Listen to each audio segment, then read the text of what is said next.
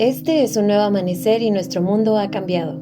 Los desafíos educativos de un escenario complejo exigen dar lo mejor de nosotros mismos con respuestas innovadoras, creativas y eficientes. El Colegio Wexford, que se caracteriza por su enfoque innovador, ecléctico y vanguardista para el desarrollo integral de sus estudiantes, en alianza con la Universidad Rey Juan Carlos de España, institución de prestigio mundial, han unido esfuerzos para crear el Foro Iberoamericano de Prácticas Educativas, FIPE, el punto de encuentro para los profesionales de la educación y el desarrollo humano. FIPE, imagina, crea y comparte.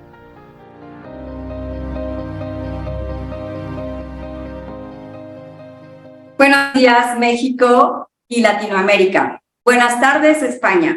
Les damos la más cordial bienvenida a la segunda jornada del Foro Iberoamericano de Prácticas Educativas, tercera edición. Imagina, crea, comparte.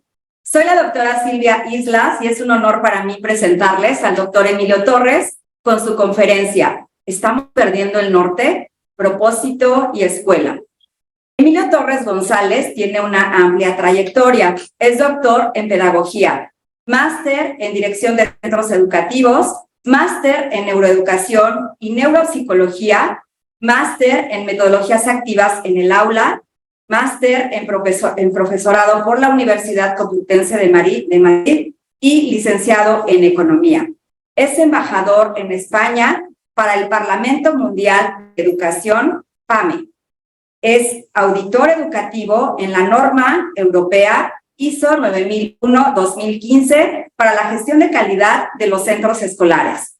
Asimismo, es consultor senior para Film Consultores, asesor pedagógico y formador de la editorial EDB en gestión del cambio. Además, es miembro de la Asociación Española de Coaching por ser coach profesional certificado y trabaja en el área de Business Development Executive Education para Advanced Intelligence Corporation. Ha fungido como director del Colegio Salesianos de la Orotava, España, y como profesor de Economía y Matemáticas. Además, es conferencista, formador y acompañante de múltiples instituciones educativas y escuelas españolas en sus procesos de innovación y cambio. Ha impartido más de 700 conferencias en España y Latinoamérica. Es coinventor de 3 patentes registradas sobre habilidades del pensamiento. Demos la más cordial bienvenida al doctor Emilio Torres. Estoy segura de que nos enriqueceremos con su participación. Muchísimas gracias, Silvia. Gracias a toda la comunidad educativa de Wexford. Qué interesante volver a encontrarme con todos y cada uno de vosotros. Tercera edición y tercer año consecutivo en el que pues estoy presente y de alguna manera pues estoy emocionado también de poder compartir en este elenco, en este cartel tan nutrido de expositores en el que creo que las prácticas compartidas en el día de ayer pues son realmente interesantes a todos aquellos que nos apasiona la educación. Emocionado también de poder en este espacio pues traeros algunos elementos donde el título que he elegido para el día de hoy justamente es pues hacia dónde va la escuela, si verdaderamente estaremos perdiendo el norte, si tenemos claro cuál es nuestro propósito cuando hablamos de escuela y hablamos de educación. Y aquí os traigo una serie de ideas que recogida pues pretendo compartir con vosotros en la intención de que podamos juntos pues hacer un camino interesante. Gracias por la invitación, gracias por el espacio, gracias por el tiempo que estáis dedicando en el día de hoy. Lo que quiero que desde ya es que pongáis vuestra cabeza en modo avión, que nos concentremos, que nos abrochemos el cinturón, que coloquemos, ¿verdad?, el teléfono en modo avión, porque cuando estamos llamados a la reflexión necesitamos toda la atención, todos los sentidos para seguir pensando en escuela. Y en ese sentido os propongo que hagamos un viaje interesante, así sea a través de la pantalla, donde lo que pretendo es que de alguna manera podamos seguir creando redes neuronales, podamos seguir comprendiendo cómo debemos de rediseñar o innovar nuestras escuelas, nuestros procesos educativos, seguir repensando y seguir emocionándonos en función a cómo queremos que nuestros niños en nuestras escuelas vivan de una manera real su experiencia de aprendizaje. Y en este sentido, y aprovechando pues que vengo del mundo salesiano y Don Bosco como fundador de nuestra escuela, siempre hablaba en su lema de que la educación es cosa del corazón, y es verdad. Al final la neurociencia viene a demostrar algo fundamental en el que la experiencia debe de ser lo que marque pues, el aprendizaje significativo en el aula. Pues aprendizaje es experiencia, todo lo demás es información, y esto es verdaderamente interesante cuando intentamos unir dos términos que creo que son verdaderamente importantes a la hora de generar nuevas reflexiones. Hablar de aprendizaje y hablar de escuela, compañeros, ¿están unidos? ¿Van de la mano? ¿Tienen que ver? Einstein decía que lo único que impide mi aprendizaje es mi educación. Hay escuelas, y os comparto por mi experiencia personal y en esta nueva etapa en la que tengo la suerte y me siento bendecido de poder viajar por muchas escuelas del mundo, en algunas de ellas me doy cuenta de que lo que sucede dentro de esa institución educativa está muy alejado de lo que hoy desde la investigación se denomina y se redefine por aprender. Porque pues lo sabéis, ¿verdad? El cerebro no es un vaso por llenar. Los niños no vienen a la escuela vacía y vacíos y tenemos el objetivo de llenar sus cabecitas creyendo que están vacías con esos contenidos curriculares que desde la SEP o desde la administración nos dicen que tengamos que impartir. Ellos son talentosos, tienen mucha creatividad, talentos que estamos llamados a despertar. No son una caja vacía o un vaso por llenar, son una lámpara por encender. Y en esa intención de poder encender esa lámpara talentosa de todos y cada uno de nuestros estudiantes, estamos llamados a liderar un proceso. El proceso a través del binomio comúnmente llamado enseñanza-aprendizaje. Pero no sé, compañeros, si tenéis la sensación de que está mal ordenado. La mayor parte del tiempo nos sentamos los adultos en espacios reflexivos a repensar o a innovar desde el modelo de enseñanza, qué técnicas, qué métodos, qué tecnologías nos permitan a nosotros adultos liderar, enseñar el aula o la escuela de una mejor manera o incluso buscando elementos que nos faciliten nuestro día a día. Y es ahí donde tomamos las decisiones sin tener muy en cuenta cuáles son las necesidades de aprendizaje hoy. En un momento actual que estamos viviendo donde el ser humano está ocupando una posición quizás de riesgo ante el impacto tecnológico que estamos sufriendo en los últimos meses, la incertidumbre hacia el futuro, realmente cuáles son esas necesidades reales que debemos de cultivar en la escuela pensando en lo que el niño necesita, no solo en el futuro, sino también en el presente. ¿Tiene sentido hablar del modelo de enseñanza antes que de reflexionar lo que un niño necesita aprender? ¿Tendría sentido darle la vuelta al binomio y hablar por una vez del proceso de aprendizaje-enseñanza? No podemos tomar ninguna decisión si verdaderamente no tenemos claro y redefinido lo que significa el verbo aprender. ¿Qué es aprender hoy? ¿Para qué? ¿O qué cosas necesitan aprender nuestros niños? ¿En qué consiste generar aprendizaje?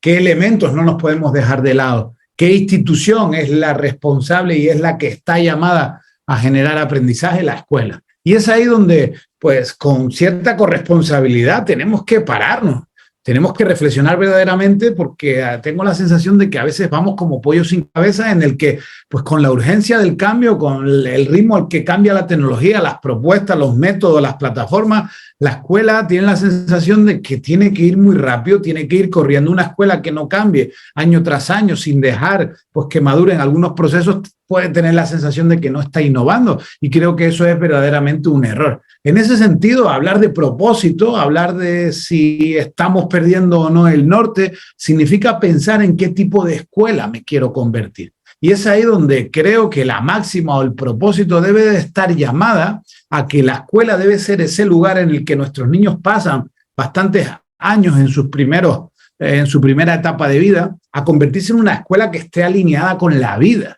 Pero hablar de la vida puede parecer muy romántico, analizar la vida hoy, pues con lo que está sucediendo con el ChatGPT, con lo que está sucediendo en torno a la inteligencia artificial, el riesgo al que se ponen algunos desempeños, algunos empleos, el nivel emocional al que nuestros niños pues están siendo expuestos en torno a cómo la inteligencia artificial les permite crear avatars, decir que son quienes no son. O sea, entender la vida hoy a nivel tecnológico, a nivel laboral, a nivel personal, emocional o relacional, exige que la escuela rediseñe un proceso, un proyecto donde a partir de algunos elementos podamos realmente convertirnos en escuelas para la vida de nuestros niños, no solo a nivel laboral, sino a nivel general. Y es que en este momento de tanta incertidumbre, nunca antes había sido tan importante hablar de propósito, pararnos y pensar la dirección, el rumbo y hacia dónde nos dirigimos nuestras escuelas. Está muy bien hablar de tecnología, está muy bien hablar de educación, plataformas, métodos, pero todo tiene que estar muy orientado en torno hacia una dirección. Si no tenemos muy claro, si el profesor que está en el aula y cierra la puerta no sabe el para qué implementa, el para qué hace, el para qué lleva adelante algunas estrategias o algunas herramientas tecnológicas, no tiene sentido. Nuestros niños se entretendrán en el aula, pero no tendremos muy claro qué es lo que estamos construyendo entre todos o como institución. Y es ahí donde es necesario parar y redefinir, repensar cuál es el propósito de nuestra escuela. No es hacer más, es tener claro que lo que hacemos tiene una dirección, es una visión alineada de aprendizaje en el que todos los compañeros que pertenecen, todos los profesores que componen una escuela, tengan claro que sus decisiones están todas orientadas en torno a un único plan. Decisiones verdaderamente estratégicas importantes, porque como escuela, como profesores, como maestros, vuestras decisiones del hoy marcarán las oportunidades de vuestros niños en el mañana. Y esto es una corresponsabilidad con los estudiantes que cada día tenemos en el salón, y en el que muchas de sus oportunidades dependerán de los maestros que hoy son capaces de llevarlo hacia adelante en todas y cada una de sus aulas, porque no nos podemos permitir seguir llegando tarde en torno a que cualquier cosa vale con la intención de hacerlo diferente. Es necesario que paremos y rompamos ese modelo lineal de escuela en el que casi todo es cuadriculado. El aula es cuadrada, la mesa es cuadrada, el horario escolar es cuadrado, la cabeza de algunos profesores es cuadrada. Tenemos que romper con un sistema educativo pasivo en el que el estudiante la mayor parte del tiempo es espectador de su propio proceso de aprendizaje.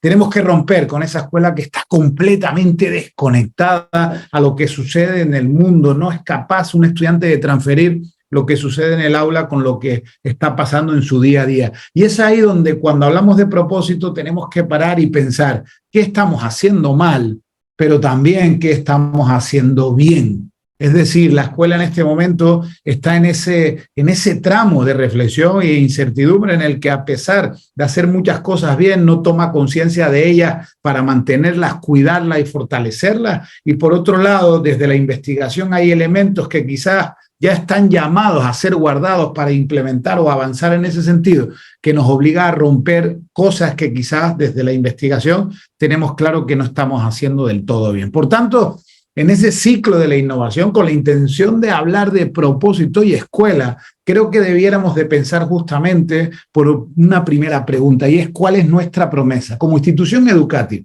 Tú que estás ahí detrás escuchando esta charla como maestro, como profesor que pertenece seguramente a una escuela pues compuesta por líderes educativos, por otros compañeros y otros profesores, ¿cuál es la promesa de valor, no a nivel individual, sino que como institución tenéis conformada? A veces esto está muy claro desde la cabeza directiva, desde el director o el rector, donde tiene muy claro cuál es el propósito de la escuela o la promesa, pero cuando rascamos un poquito más abajo y nos vamos, pues no sé, al profesor de cuarto A de primaria y hablamos de promesa, hablamos del para qué hace lo que está haciendo, del por qué implementa, enseña de esa manera. Muchas veces ahí se diluye un poco la intención de tener muy claro que lo que hacemos pues está contribuyendo a algo mucho mayor. Redefinir esto creo que es verdaderamente interesante como punto de partida. Teniendo claro cuál es la promesa de valor de todas y cada una de nuestras instituciones, lo que tocaría ahora reflexionar es qué vamos a hacer para cumplir esa promesa. ¿Qué elementos debemos de mantener de la escuela tradicional que quizás son válidos hasta hoy en día y que quizás debamos de cuidar y no perder? Pero también qué elementos nuevos vamos a poder incorporar para que en momentos puntuales podamos acelerar y atender la diversidad, acelerar los procesos de aprendizaje. Ahí es donde viene el cómo, teniendo muy claro el por qué. Y cuando tenemos claro lo que vamos a hacer de diferente o de nuevo para cumplir una promesa, tocaría que la investigación llegue al aula. Es decir, ¿cómo vamos a medir si hay una ampliación del efecto? Es decir, ¿funciona el aprendizaje cooperativo? Pues hay otras escuelas que dicen que sí, pero no lo han medido. ¿Funciona el aprendizaje por proyectos? ¿Cómo estamos midiendo ese aprendizaje en el aula? La evidencia científica de esa implementación tecnológica y metodológica nos está llevando a mejorar los resultados de aprendizaje de nuestros estudiantes. ¿Qué instrumentos de medición estamos implementando para llegar a esa certeza? Son preguntas que muchas veces quedan en el limbo cuando trabajamos y asesoramos algunas escuelas, porque todas las escuelas hacen muchas cosas o quieren hacer mucha innovación, pero no tienen muy claro que eso esté mejorando el aprendizaje y los esté llevando justamente a alcanzar esa promesa. Y es aquí donde cerramos el círculo. Un propósito real de la escuela redefinido y redepensado antes de ponernos a trabajar en un plan de acción, sin tener muy claro hacia dónde, para que con la evidencia y los resultados de eso que estoy haciendo me permita tener la tranquilidad de que me estoy acercando al propósito. Por tanto, a partir de ahí, no perdiendo el norte, el primer punto de partida de una escuela antes de implementar cualquier plataforma, cualquier método, cualquier tecnología, debiera de ser tener bien claro por parte de toda la comunidad educativa, líderes, coordinadores, maestros, personal de administración, padres de familia, el propósito tiene que ser único. Tiene que estar alineado. No es posible que cada profesor entienda la educación de una manera muy personal, que cuando cierra la puerta de su salón, allí da clase como quiere, como sabe o como cree. Y es ahí donde se diluye la potencialidad que tiene una escuela para que con 15 años de proyecto podamos entre todos, pensando en la individualidad de cada niño, despertar ese talento, encender esa lámpara de la que antes hablábamos. Por eso iniciar la reflexión hoy hablando de propósito creo que es fundamental, porque técnicas, metodologías, tecnología, pues hay mucho escrito y se habla mucho, pero muy pocas veces hablamos con tranquilidad de propósito. ¿Cuál es el propósito de tu escuela? ¿Verdaderamente está claro o solo está pintado en la pared de la fachada de la escuela o en el panfletito este que le repartimos a los papás intentando que traigan a sus niños a nuestra escuela o en la página web? Pero verdaderamente es un propósito sentido, es un propósito real que alinea mi desempeño docente en función a cómo late mi corazón cada día que estoy frente a mis estudiantes en el aula. Hablar de propósito es fundamental. Y es ahí cuando en la experiencia personal, y me acerco a algunas escuelas y hablamos de propósito, para algunas escuelas su propósito es el mercado laboral. Y es hacia dónde están orientando a sus niños. Y es que en este momento actual el mercado laboral cambiante debido a la tecnología necesita que la escuela trabaje esas habilidades para que tenga un desempeño en el futuro. Y está bien, pero es lo único, ese debiera de ser el propósito real de una escuela, únicamente el mercado laboral. Hay escuelas donde su propósito es pruebas de estado y cumplir un currículum y estar pues siempre a la última en cuanto a que son un negocio y necesitan llenar también sus escuelas en base a una matrícula porque tienen ánimo de lucro. Y hay escuelas que en ese sentido, siendo un negocio, dan un servicio, guardan niños porque a nivel social nosotros los adultos tenemos que pasar mucho tiempo socializando y trabajando y a veces los niños deben de estar en un lugar en el que quizás el proyecto me permita pues convivir de esa manera. O quizás el propósito pueda ser un ranking y hay muchas escuelas que les encanta compararse en base a ranking que sacan algunas revistas y algunos periódicos en base a indicadores pues que desde mi punto de vista no miden del todo la calidad educativa. O incluso hay escuelas donde su propósito es pues llevarlos bien preparados a la universidad. Y es ahí donde yo me paro y digo, ¿verdaderamente ese debiera de ser el propósito de la escuela? El negocio, el mercado laboral o la universidad. Todos estos son elementos que debemos de atender, estoy de acuerdo, y es importante porque son colaterales, pero desde un punto de vista mucho mayor, mucho más importante, y es atender a un propósito en cuanto a que podamos reflexionar el por qué. ¿Por qué un niño debe de ir a la escuela? ¿Por qué se crea la escuela? ¿Qué tipo de normas, qué tipo de elementos, valores, conocimientos, habilidades y competencias debiéramos de ser capaces de trabajar en nuestras instituciones educativas? Y ahí, si me lo permitís, creo que trabajando desde toda esta reflexión, el verdadero propósito de una escuela debiera de ser el de enseñar a pensar. Vivimos en un momento apasionante, tecnológico y digital, en el que quizás el contenido ya no es escaso, la información está a nuestro alcance, el mundo se ha facilitado en muchos de sus procesos gracias a la tecnología, pero necesitamos regresar a esa escuela de los griegos en el que es muy importante limpiar la mirada para que nuestros niños sean críticos, entiendan y comprendan el mundo, sean creativos a las soluciones de los problemas nuevos a los que nos vamos a enfrentar. El diseño y el enseñar desde el desarrollo del pensamiento nunca antes había sido tan importante. Regresar 2000 años atrás, donde Sócrates decía, no puedo enseñar nada a nadie, solo puedo hacerles pensar. Y esto es verdaderamente importante y urgente cuando empezamos a analizar a las nuevas generaciones en base a estos términos. Pensar no es fácil. Por eso, familia, hay más creyentes que pensadores. donde cualquier información es válida, cualquier fake news es tomado como verdad, cualquier comportamiento de nuestros estudiantes está basado en función a la información que leen o acceden. Es necesario y urgente que las escuelas le den mucha más importancia al desarrollo del pensamiento que a la mera instrucción mecánica de contenidos para cumplir un currículum que nos lleva a dónde. Es algo que debemos de pararnos y pensar.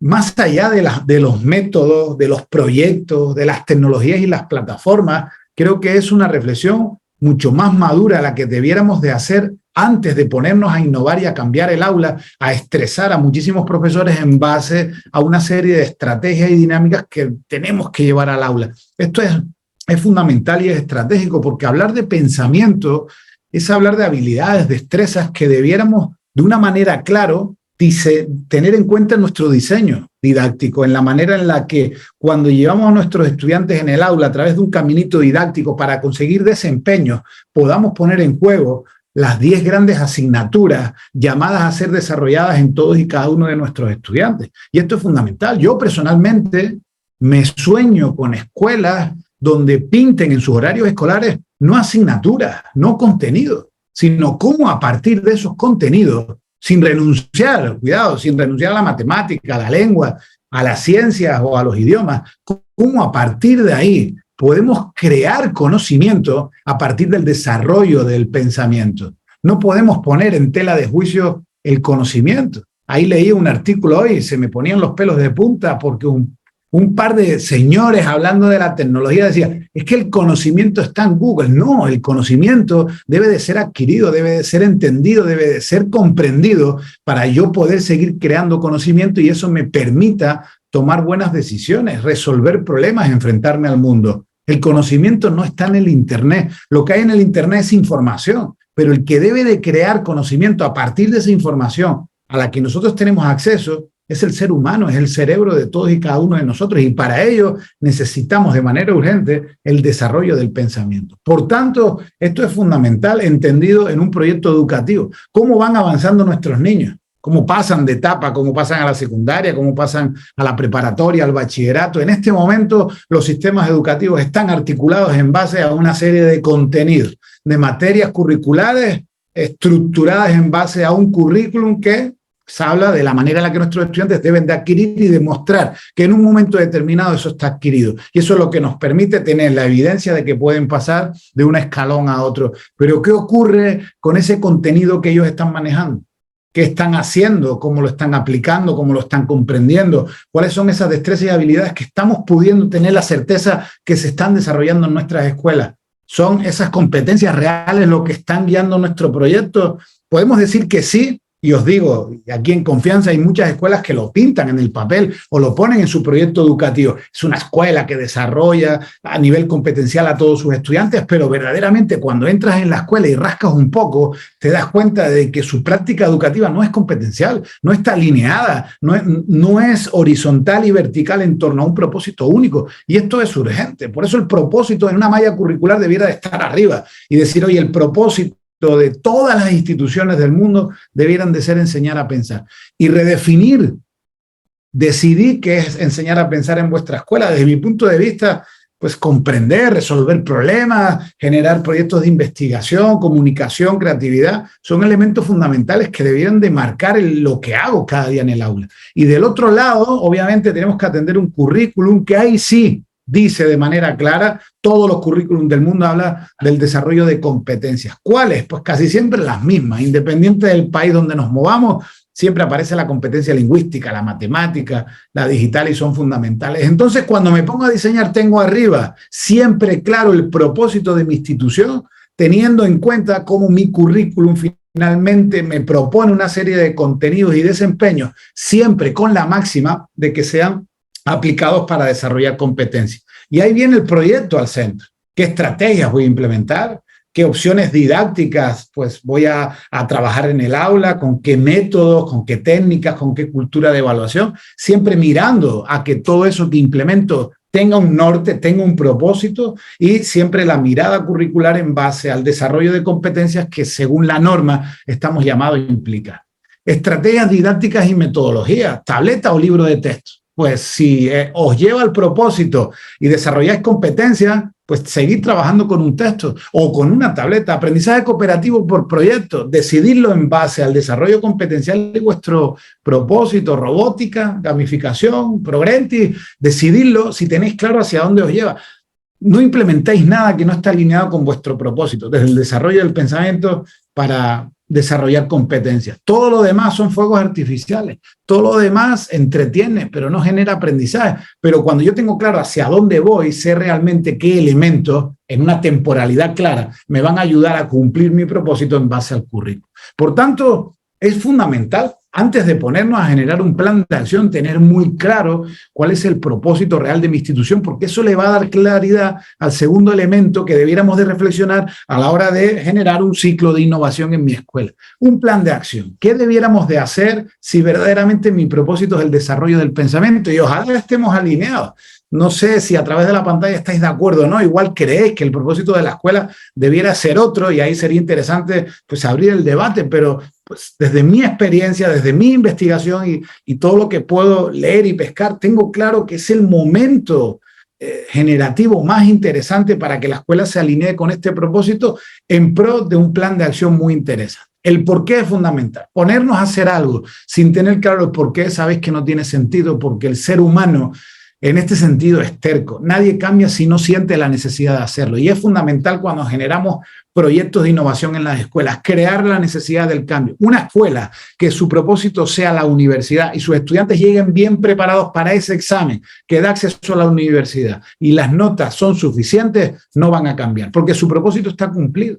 Una escuela donde su negocio, donde su propósito sea un negocio y su escuela esté llena, incluso haya lista de espera, su propósito está cumplido y no es necesario cambiar nada. Pero si vuestro propósito es el desarrollo del ser humano de manera holística, desde las corrientes humanísticas y constructivistas, tenemos claro que el desarrollo del pensamiento es algo infinito que no debe de dejar de desarrollarse en la escuela, necesitamos generar procesos de cambio. Y ahí es donde necesitamos regresar y beber de la fuente y volver a releer pedagogía en un momento actual en el que cualquiera tiene la potestad de inventarse o de generar un proyecto pseudocientífico donde sin demostración empírica pues creemos que funciona. Y es ahí donde es necesario medir e investigar. Releamos a Piaget, Vygotsky, Montessori, Reggio Emilia, Bartlett, Freire, para poder generar proyectos de acción en nuestras escuelas, para generar planes de implementación con un propósito claro en torno a las corrientes que debieran de guiar nuestro plan de acción, acercarnos más,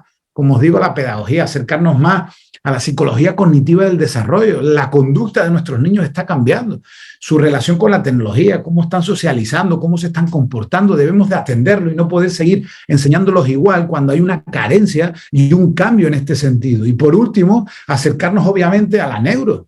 Toda la investigación actual es apasionante en cuanto a cómo funciona el motor del aprendizaje. Sabemos más que nunca cómo se estructura y cómo funciona el cerebro. Y eso debemos de atenderlo y entenderlo para que en esa confluencia de la ciencia pedagógica, psicológica y neuro podamos fundamentar un plan de acción siempre y cuando mi propósito esté perfectamente definido. Y os traigo 5 ideas fundamentales para que desde mi punto de vista debiéramos de revisar, debiéramos de atender o incluso debiéramos de mejorar antes de ponernos a implementar otro tipo de elementos. Cuando hablamos de fundamentos, para mí el primero es la función ejecutiva de la atención, es la puerta principal del aprendizaje. Entender cómo los niveles de atención y concentración de nuestros niños estén mejorando o empeorando en función a cómo ellos están viviendo una sociedad digital, es necesario atenderlo en nuestras escuelas porque tiene mucho que ver con la calidad del aprendizaje de nuestros pequeños. Cuando hacemos y nos acercamos a la investigación en neuro, ¿por qué es tan importante la atención? ¿Por qué es un puente clave? ¿Por qué es estratégico en el desarrollo del aprendizaje? Pues ahí debiéramos de dar un paso atrás y hablar de la memoria. Hablar de la memoria en este momento actual debe de volver a ponerse de moda porque todo lo que aprendemos, compañeros, lo aprendemos con la memoria. La facultad que nos permite aprender. Y de repente, pues hubo una época del 2010 a 2020 donde parecía que la escuela, pues no era importante la memoria y de repente en congresos y grandes gurús educativos empezaron a denostar la importancia que tenía la memoria en los procesos de aprendizaje. Y es un claro error. Si nos acercamos a los grandes, si nos acercamos a Vygotsky, Piaget, Bartlett, todos llegan a la misma conclusión de manera empírica en el que la calidad de nuestros aprendizajes depende de manera clara de los conocimientos previos que tengamos. Poder construir conocimiento depende de los conocimientos previos que tengamos. Recordar algo depende de lo que yo sepa previamente sobre eso, de lo que estoy leyendo o estoy viendo. Recordar información se puede hacer a través de la lente, como dice Vygotsky, de los conocimientos previos. Es decir, la manera en la que yo genero aprendizaje va a ser una construcción en la manera en la que esos conocimientos se van anclando en mi cerebro. Los conocimientos son fundamentales. Como os decía antes, no están en el Internet, no están en el Google, en el ChatGPT, la información está ahí, pero crear conocimiento para ir creando redes neuronales son fundamentales. En el momento en el que entender esto es clave. En el aula, los conocimientos previos de vuestros estudiantes son todos los mismos. Podemos impartir a partir de un currículum que nos dice que los estudiantes de primero de secundaria deban aprender esto y esto, sin atender a los conocimientos previos. Claro, el currículum nacional está diseñado entendiendo que los conocimientos previos a ese año escolar están adquiridos, pero sabemos que la realidad escolar no es así. Es una utopía pensar que todos nuestros niños llegan al curso en el que nosotros vamos a impartir clases, deben de tener de manera clara pues esos conocimientos que deben de ir arrastrando, y sabemos que no es así porque el sistema educativo no es perfecto, y esto debiéramos de atenderlo porque determina la calidad del aprendizaje de nuestros estudiantes. Atender la diversidad es atender la diferencia de conocimientos previos de nuestros estudiantes antes de poder adquirir un siguiente conocimiento, y esto determina la calidad del aprendizaje. Fijaros, voy a poner dos ejemplos para que veáis de una manera muy simple cómo esto es fundamental. Os pongo un primer ejemplo y os voy a pedir que los leáis. Una serie de palabras, las leáis muy rápidamente, a ver cuántas sois capaces de recordar así como muy rápido. Os las pongo aquí y os voy a pedir que las leáis. Tiempo. Si ahora os pidiera que con un papel y un lápiz pudierais escribirlas, ¿cuántas sois capaces de recordar de las palabras que acabáis de leer? Pues si os tuviera delante me estaréis diciendo que pues, seguramente estaréis recordando 5 o 6 palabras, alguno de vosotros 4 si no ha estado muy atento, pero haciendo el ejercicio de estas 7 palabras, pidiendo que las recordéis o que las tengáis que escribir, seguramente recordaréis o seréis capaces de plasmar en un papel más de la mitad. Pero si os pongo un segundo ejemplo y os pido que leáis estas palabras rápidamente, y os las borro de la pizarra y repetimos el ejercicio, la respuesta es clara. Si os pregunto, ¿recordaríais más o menos palabras en el ejemplo 2 que en el ejemplo 1? Menos, con toda seguridad. Os cuesta mucho más recordar una serie de palabras que seguramente no conozcáis. Los instrumentos del ejemplo 1 para vosotros son familiares. Vuestros conocimientos previos con respecto al grupo de instrumentos del ejemplo 1 son mayores que los que tenéis con respecto al grupo 2. Es decir, poder recordar, poder memorizar, poder plasmar en un papel las palabras o los instrumentos del ejemplo 1 con respecto a los ejemplos 2 es claro en base a los conocimientos previos que estáis teniendo. Y esto es fundamental porque ¿qué ha ocurrido en el ejemplo 1? Que la lectura ha conectado y ha entrado a través de una red neuronal que ya tenéis creada con respecto al grupo 2, al ejemplo 2. Es decir, mis estrategias didácticas para generar conocimientos en base a los instrumentos del ejemplo 2 pueden ser las mismas que al ejemplo 1. No, la manera en la que nuestros estudiantes aprenden cuando no tienen conocimientos previos pueden ser todos al mismo ritmo. No, y esto es necesario entenderlo porque al final, cuando hablamos de construcción de memorias como elemento fundamental para generar aprendizaje, lo que hacemos en el aula es dar estímulos, percepción de estímulos donde el profesor habla, el profesor proyecta, el profesor hace muchas cosas en el aula y el estudiante todo eso lo recibe gracias a sus memorias sensoriales. Todo esto lo puede empezar a procesar sí, solo sí está generando atención a lo que está sucediendo. Y es fundamental, la atención es el puente que conecta el estímulo que el niño es capaz de percibir y es capaz de procesarlo hacia su memoria de trabajo. Y la atención aquí juega un papel fundamental. Si la atención es de baja calidad, si los niveles de concentración de nuestros niños están bajando, difícilmente podemos construir memorias. Construir memorias como base fundamental para el desarrollo del conocimiento. Pues el compañero Francisco Mora lo dice claro, la atención como función ejecutiva es el foco de luz que ilumina lo que se va a aprender y memorizar. Y fijaros los dos verbos que utiliza, aprender y memorizar, yendo de la mano. Porque la atención de un niño no se reclama, familia. Atiende, le gritamos a los niños del salón. La atención de un niño se conquista y esa es una de nuestros principales retos. Eso es algo que tenemos que tener muy en cuenta. ¿Cómo estamos siendo capaces de conquistar la intención del niño a atender, a recibir el estímulo, a procesarlo, a querer hacerlo, a querer resolverlo? ¿De qué manera estamos generando en nuestra práctica diaria no diseños únicos de actividades repetitivas, sino generando propuestas didácticas que conquisten la atención de nuestros estudiantes? En una era donde su atención está robada, está dispersa, va a otro ritmo, donde yo creo que está en peligro de extinción. La atención se convierte en este momento actual en el nuevo indicador de calidad educativa, el nuevo coeficiente intelectual, y esto es fundamental. Ahí tenemos mucha investigación detrás, lo que os cuento dentro pues de nuestro proyecto, nuestra metodología ProOrientis tiene mucha investigación donde estamos siendo capaces de analizar procesos atencionales y vincularlos a la calidad del proceso educativo, donde pues tristemente nos damos cuenta de que no solo bajan en función a la realidad virtual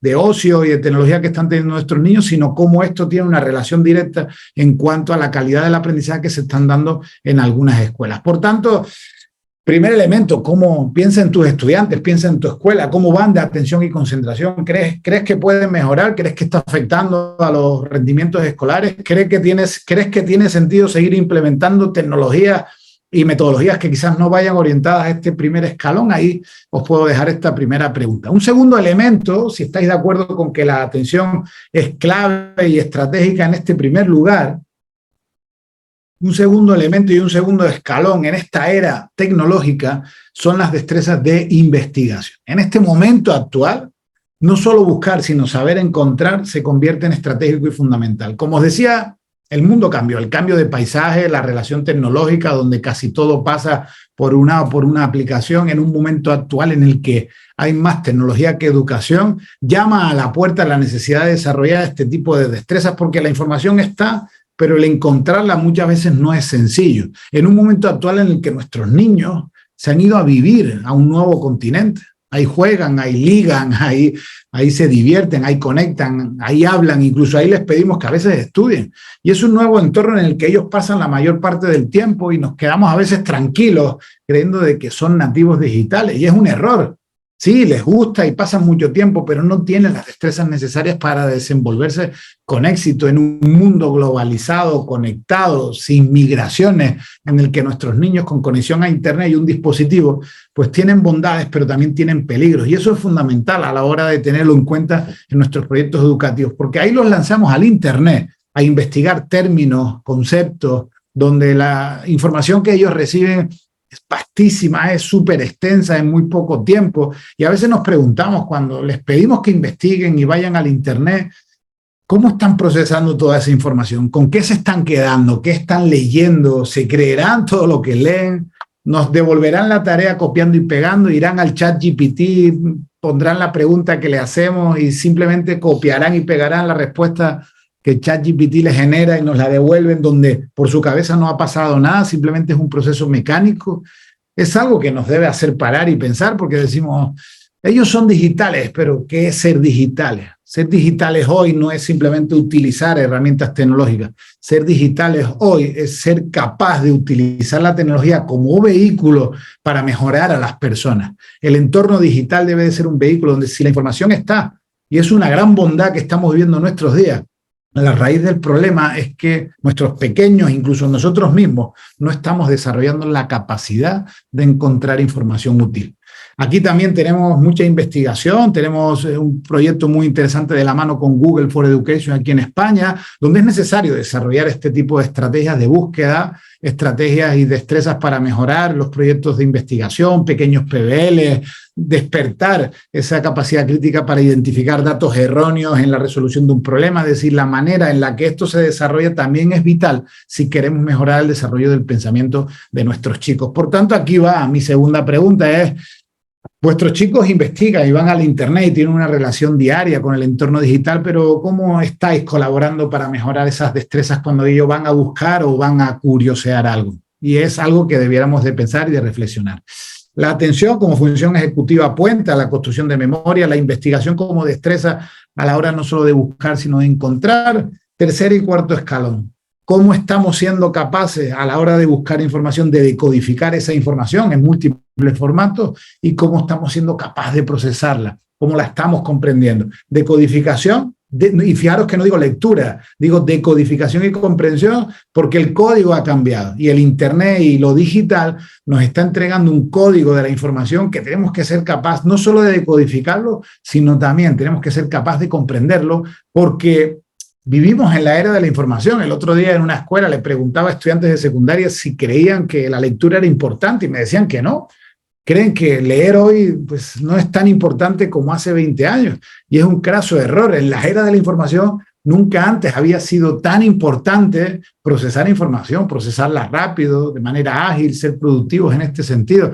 Antes todo iba como muy lento, ¿verdad? En la biblioteca los contenidos estaban alojados en una serie de libros y había que ir al lugar a buscarlo, a encontrarlo y llevarlos de un soporte a otro. Pero hoy en día, el momento apasionante que estamos viviendo y lleno de oportunidad, nos obliga a que estas destrezas de procesamiento de la información sean todavía mucho más vitales en cuanto al desarrollo del pensamiento, en la adquisición de nuevos conocimientos. Información que además se codifica de manera multimedia, a través del YouTube, de podcast, de infografía, nuevos formatos en el que la información ya no es lineal, con una imagen ilustrada en un libro, en un momento en el que pues, tenemos que pararnos y pensar, ¿será que vivimos en ese momento actual? Como dice Rudolf Steiner, nunca ha habido un momento en la humanidad con más información y menos conocimiento. Nuestros chicos están viviendo en nosotros mismos un momento apasionante y único en cuanto al acceso a la información, pero no están desarrollando mayores niveles de inteligencia. Según grandes estudios, nuestros chicos de hoy no son más inteligentes en base a las mismas pruebas de inteligencia que los niños de hace 10 años. Y nuestros niños de hoy no son más inteligentes que los niños de hace 30 años, a pesar de tener una oportunidad mayor de acceder al conocimiento, comportamientos, maneras de ser, lecturas que hacen, evidencias en torno a la lectura para comportarse de una u otra manera. Yo me pregunto si será que nos estamos enfrentando a la primera generación que puede ser menos inteligente que sus padres en torno al comportamiento y la conducta de algunos de nuestros adolescentes. Por tanto, familia, desde mi punto de vista, creo que no hay ninguna innovación importante en la escuela si previamente no se atiende a una. No tiene sentido en la escuela la robótica, la gamificación y los proyectos si previamente no tenemos bien solidificado nuestro proyecto de lectura y comprensión. No tiene sentido robots en nuestras escuelas si nuestros niños no entienden lo que leen. La lectura y la comprensión deben de volver al centro de cualquier proyecto educativo. Debemos de volver a poner de moda este tipo de reflexiones. No tiene sentido la inteligencia artificial, la realidad virtual y la robótica si en nuestra escuela la lectura no es más que carga lectora, si no hay proyectos de comprensión, si el niño lee únicamente para reproducir contenido. Nos estaremos equivocando de una manera clara. Es la destreza más importante del proceso de enseñanza-aprendizaje. No hay otra. Todo lo demás viene a partir de ahí. Y hay muchas escuelas que de una manera vaga no dedican recursos, no reflexionan y están poniendo el acento, la inversión y los recursos en otras innovaciones que quizás sí salen en la foto del marketing y estamos robándole a nuestros estudiantes la posibilidad de que en la era de la información puedan generar de manera sólida un desarrollo del pensamiento a través del acceso a la información, a través de la comprensión. Elementos fundamentales. Primero, repensar cómo aprenden a leer nuestros niños donde el código está cambiando de una manera muy rápida. Y la segunda pregunta es cómo aprenden nuestros niños a comprender. Y comprender no es solo leer, aprender a través de la comprensión es un elemento que debemos de parar y reflexionar porque cumple una escalera. Pasan por la decodificación, la lectura básica a través del primer nivel, donde el estudiante es capaz de identificar información literal del texto, para llevarlos en un desarrollo del pensamiento de un segundo escalón un poco más complejo, donde el estudiante empieza a analizar y aplicar, a leer entre líneas en base a lo que se conoce como comprensión inferencial, para terminar llegando al desarrollo del pensamiento, a la comprensión profunda, donde es capaz de leer y comprender en base a lo que sabe, es capaz de criticarlo, darle una evaluación, crear nuevo contenido. Y esto es fundamental, esto debiera de ser el eje de cualquier proyecto. Esto no es hablar únicamente de lectura y de plan lector, esto es hablar del desarrollo del pensamiento en base a elementos fundamentales como proceso atendiendo al pensamiento en base a estos tres estadios fundamentales. Nivel literal, destrezas fundamentales que hay que trabajar con un contenido, pero para hacer algo más con eso, desde un segundo nivel, a nivel inferencial, para terminar hablando de este nivel crítico. Es decir, estas debieran de ser las destrezas, las que os estoy poniendo a la derecha, que cualquier escuela, cualquier profesor en cualquier materia esté llamado a trabajar con el contenido el cual esté obligado a desarrollar. Porque memorizar para aprender o a comprender para aprender. Cuando le preguntamos esto a nuestros chicos, pues es algo que ellos tienen claro. Ellos quieren memorizar para aprender. Y esto es fundamental. Comprender para aprender no es fácil. Ellos únicamente quieren saber lo que entra en el examen para estudiarlo de memoria. Porque al final, esto es importante.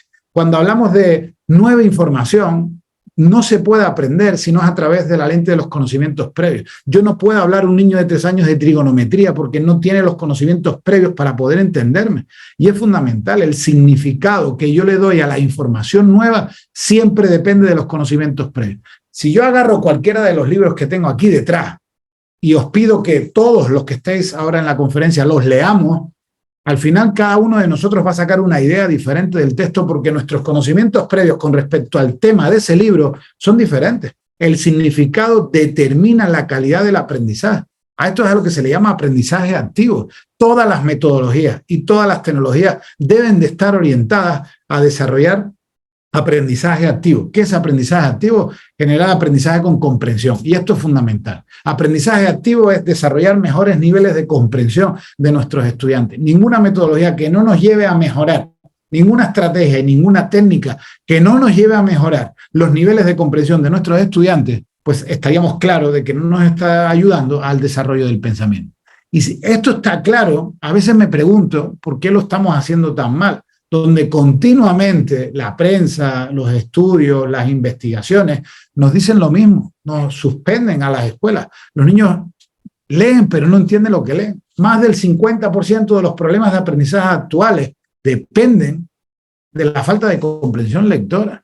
Si para nosotros esto no es importante, debemos de parar. O sea, PISA nos advierte continuamente en los países de Latinoamérica donde la lectura y la comprensión no es importante, el desarrollo competencial en edades superiores es deficitario. Esto nos tiene que hacer parar. No más tabletas en las escuelas, no más tecnología, no más inversión tecnológica si esto no está previamente reflexionado y casado. No más robots en nuestras escuelas, no más robótica, no más proyectos de investigación. Si nuestros niños no leen, si a nuestros niños no les gusta leer, algo estamos haciendo mal. En la era de la información, en la era donde verdaderamente es importante procesar información, entender, comprender y criticar, no tiene sentido ninguna innovación en nuestras escuelas si esto no está anidado, si esto no está solidificado en nuestras escuelas. Si no es así, nuestro proyecto de innovación está al revés. Estamos implementando sofismas educativos, estamos implementando desde la pseudociencia elementos que no funcionan porque no estamos aterrizando en algo que es fundamental.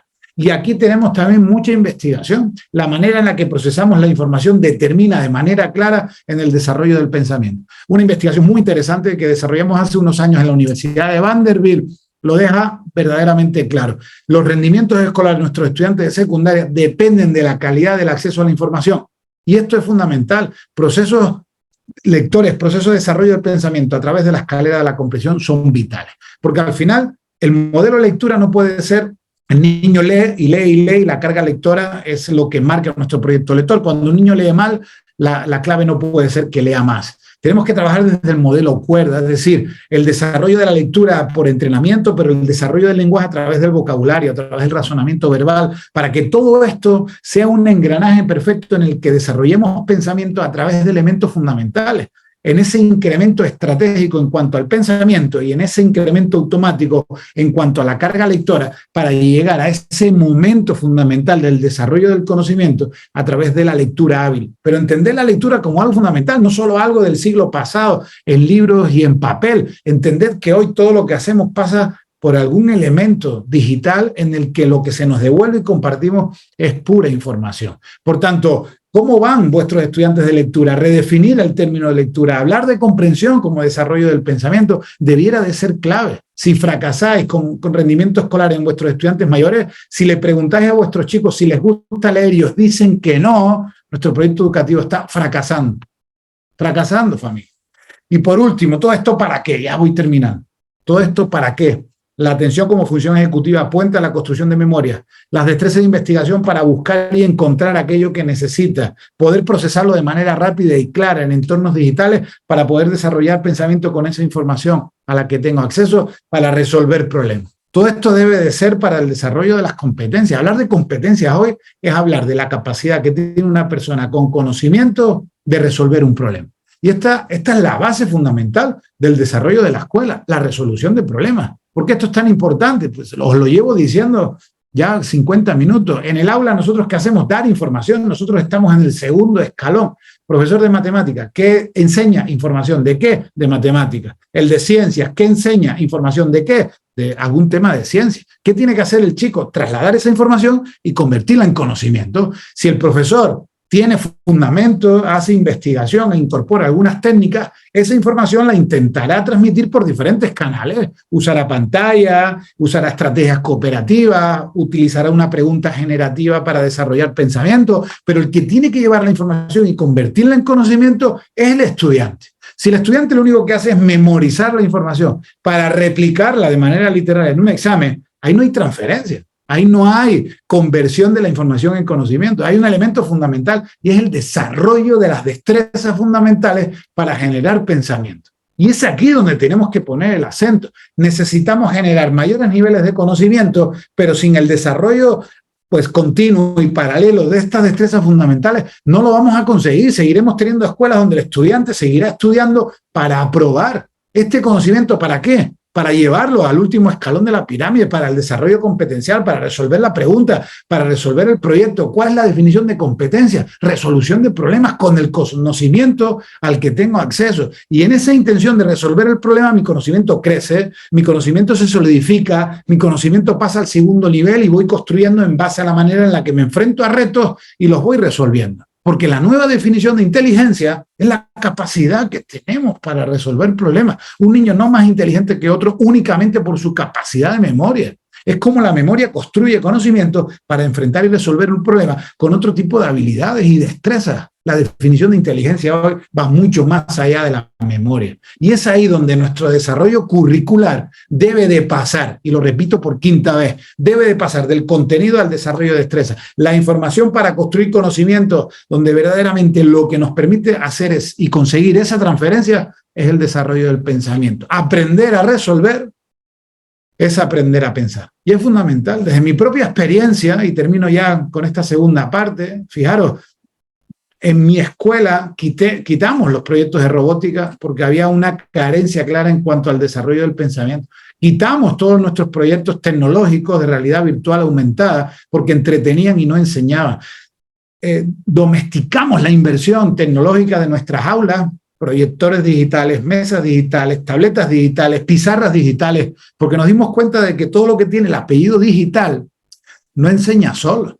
Quitamos los libros de texto porque nos dimos cuenta de que era un impedimento al desarrollo del pensamiento de nuestros niños. 5 conclusiones a las que llegamos mis profesores. La primera es que los libros de texto contribuyen a la idea de que son innecesarios los demás libros. Los niños no saben acceder y utilizar otras múltiples fuentes de información porque solo estudian lo que está en el libro de texto. No saben buscar y discriminar información, ni evaluarla, ni criticarla, porque ya el libro se lo da hecho. No saben analizar y organizar, porque el libro ya te deja con negrita y en colorcito aquello que está organizado y analizado. Les estamos robando esa posibilidad. Los libros de texto nos llevaban a una memorización pura del contenido. Nos damos cuenta que les privábamos del placer de buscar, de investigar y explorar, porque solamente iban a lo que había en el libro de texto. No era necesario construir nuevo conocimiento porque ya el libro te lo daba hecho. El saber se presenta como algo acabado. No hay que construir, no hay que investigar, discriminar y crear nuevo contenido en el libro. Ya eso te lo da hecho. Y por último, para un profesor con un libro de texto es un piloto automático. La planificación, la programación y el desarrollo de materias, pues está todo como terminado, inhibe la iniciativa del profesorado. Por tanto, este tipo de elementos nos tiene que hacer reflexionar y decir, oye, ¿qué estamos haciendo mal para cambiarlo? ¿Y qué estamos haciendo bien para fomentarlo? Y esto es fundamental porque si no, al final es como si tuviéramos a los niños en las escuelas a través de un contenido marco diseñado por un currículum, donde lo que queremos es que el niño engulla ese contenido. ¿Para qué? ¿En base a qué? ¿Para resolver qué problema? ¿Con qué sentido y con qué propósito?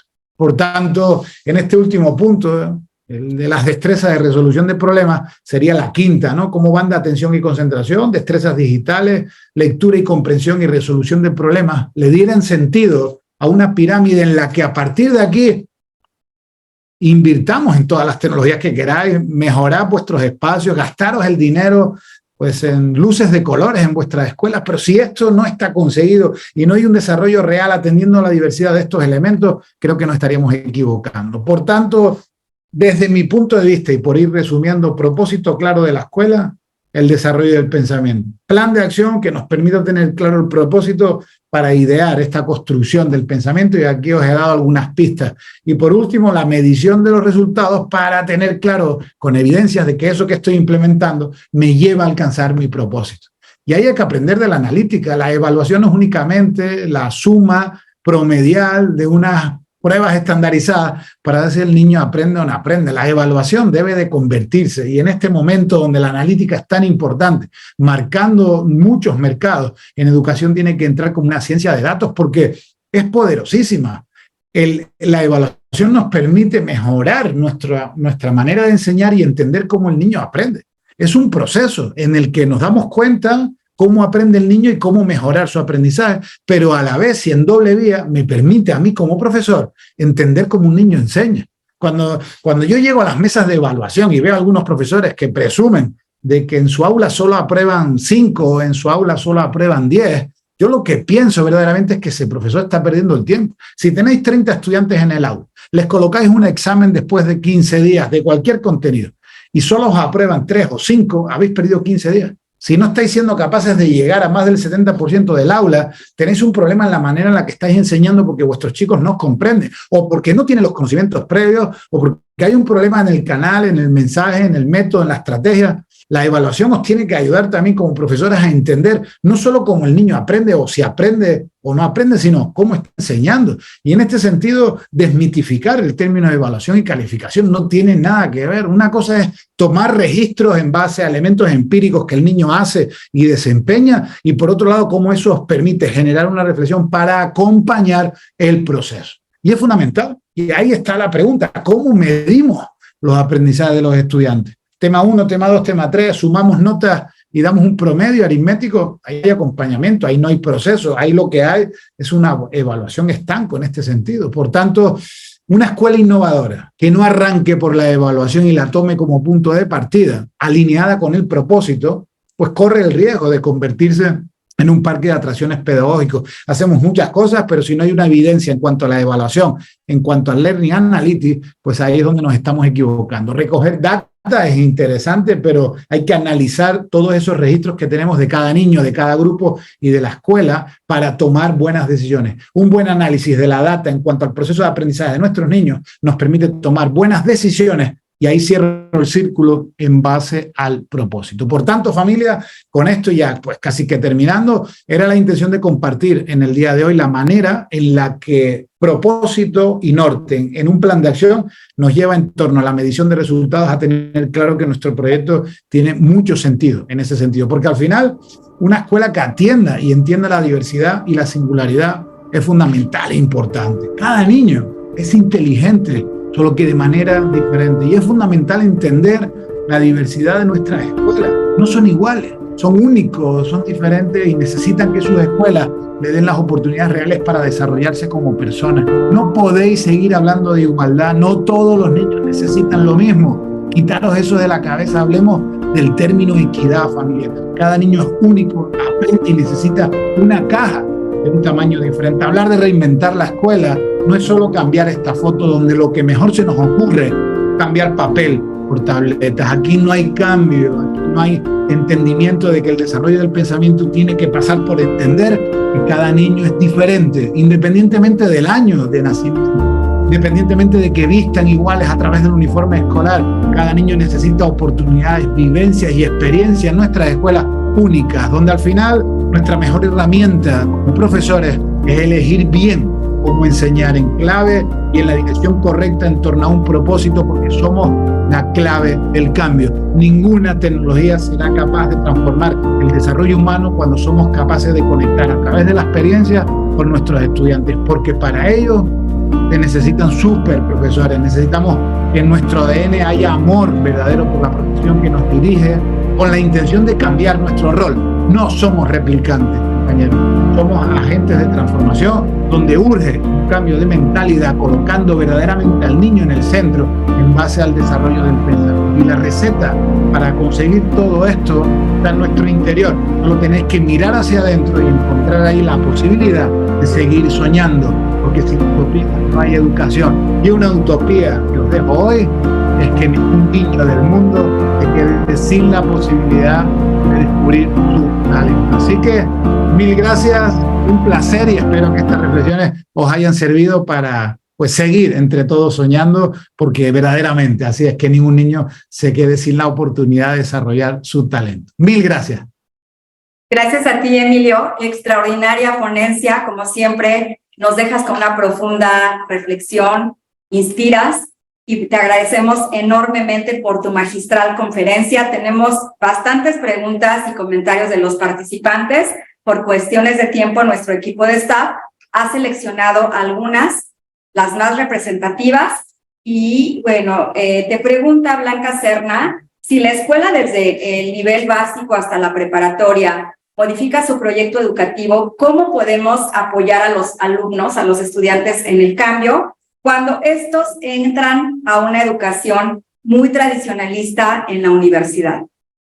Sí, ahí, Silvia, creo que es un elemento de tiempo. Una escuela no puede cambiar de arriba abajo al mismo tiempo, hay que respetar procesos. Cuando llegamos a una escuela y queremos cambiar completamente su proyecto educativo, cuando nos vamos a los mayores de preparatoria y secundaria que han tenido durante años una experiencia muy lineal, pues ahí necesitamos mucho más tiempo, porque su adaptación a una nueva manera es verdaderamente difícil.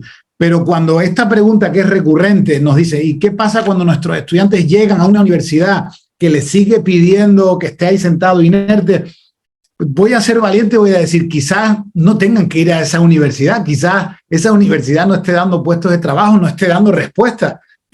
Sí es verdad que es cuestión de recursos y quizás pues es una idea en este momento muy valiente, pero yo como padre me planteo si verdaderamente mis hijos deben de ir a una universidad donde vayan a perder 5 años de su vida únicamente por un título en el que cada vez tiene menos valor, con empresas innovadoras de emprendimiento donde cada vez, por lo menos en Europa, el título cada vez tiene menos importancia. Aun si es así y queremos seguir orientando a nuestros niños a 5 años de su vida académica a una universidad que no se preocupa por ellos y que lo único que hacen es durante 8 horas al día recibir un contenido a través de la oralidad de un profesor, y queremos que sigan yendo a ese tipo de universidades, no pasa nada, porque la escuela ha permitido en el desarrollo del pensamiento que cuando esos estudiantes manejen información en la universidad, a pesar de un escenario estático, siempre la evidencia nos dice que esos estudiantes van a comprender mejor la información, van a ser capaces de procesarla con mayor calidad, sintetizarla y resumirla. Entonces, si una escuela cambia con un propósito real para desarrollar pensamiento, y esos estudiantes saliendo de nuestra escuela llegan a una universidad deshumanizada, no pasa nada, porque ese estudiante en esa universidad va a ser capaz de marcar la diferencia en cuanto al contenido que va a tener que trabajar. Muchísimas gracias a los participantes, gracias por tu asertiva respuesta, Emilio, gracias a nuestros participantes por sus preguntas y a nuestro experto, a ti, por tus interesantes conclusiones. Y para concluir, el Foro Iberoamericano de Prácticas Educativas, FIPE, otorga el presente reconocimiento al doctor Emilio Torres González por su valiosa participación en la tercera edición del FIPE, celebrada los días 30 y 31 de marzo de 2023, Querétaro, México, Madrid, España. Muchísimas gracias nuevamente, doctor Emilio Torres. Gracias, Silvia, y ojalá nos veamos muy prontito. Gracias a todos, y aquí sigo ahora en modo estudiante para escuchar las que vienen. Mil gracias. Muchas gracias, Emilio. Le solicitamos responder nuestra encuesta de satisfacción y los invitamos a continuar con el resto del programa de la tercera edición de este Foro Iberoamericano de Prácticas Educativas, FIPE 2023. Imagina, crea y comparte. Los esperamos a las 9:10 en la siguiente conferencia en Lengua y Literatura, Beneficios y Ventajas de Trabajar por Proyectos, con la maestra Marta Alfonsea Zaragoza. Este es un nuevo amanecer y nuestro mundo ha cambiado. Los desafíos educativos de un escenario complejo exigen dar lo mejor de nosotros mismos con respuestas innovadoras, creativas y eficientes. El Colegio Wexford, que se caracteriza por su enfoque innovador, ecléctico y vanguardista para el desarrollo integral de sus estudiantes, en alianza con la Universidad Rey Juan Carlos de España, institución de prestigio mundial, han unido esfuerzos para crear el Foro Iberoamericano de Prácticas Educativas, FIPE, el punto de encuentro para los profesionales de la educación y el desarrollo humano. FIPE, imagina, crea y comparte.